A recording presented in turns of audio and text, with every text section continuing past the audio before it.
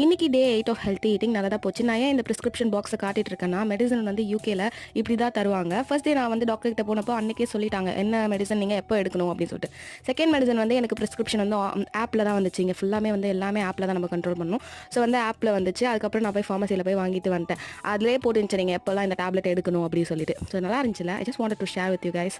அதுக்கப்புறமா வந்து மார்னிங்கே ஏந்து போனால் எனக்கு வைஸ் கார்டு வந்து 14 டேஸில் அரைவ் ஆச்சு. ஆக்சுவலி 7 டேஸில் அரைவ் ஆகணும். எனக்கு மட்டும் 14 டேஸில் திரும்ப கார்டை வந்து ஃப்ரீயாக ஆர்டர் பண்ணக்கப்புறம் தான் அரைவ் ஆச்சு. ஸோ அந்த கார்டை வந்து நம்ம 175 கண்ட்ரீஸில் யூஸ் பண்ணிக்கலாம் வித் டிஃப்ரெண்ட் கரன்சி ஸ்பெண்டிங்கோட. அதுக்கப்புறம் நம்ம கார்டு தொலைஞ்சு போச்சுன்னா நம்ம வந்து அதை ஃப்ரீஸ் பண்ணிக்கலாம். உடனே எல்லாமே நம்ம ஆப்லேயே வந்து கண்ட்ரோல் பண்ணிக்கலாம். நிறைய பெனிஃபிட்ஸ் இருக்குது அந்த கார்டு யூஸ் பண்ணுறதுல.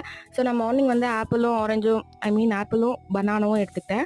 அதுக்கப்புறமா வந்து லஞ்ச் வந்து சப்பாத்தியும் சோயா சங்க்ஸும் எடுத்துக்கிட்டேன். அதுக்கப்புறமா ஃப்ரெஞ்ச் ஃப்ரைஸ் பேக் பண்ணி எடுத்துக்கிறேன். அப்புறம் எனக்கு பசிக்கும்ல, அதுக்கப்புறம் நான் வந்து வடையும் டீயும் எடுத்துக்கிட்டேன். அந்த வடை வந்து அந்த மிச்சமான மாவில் பண்ணுது. ஸோ அவ்வளோதான் எடுத்துக்கிட்டேன் நான் இன்னைக்கு.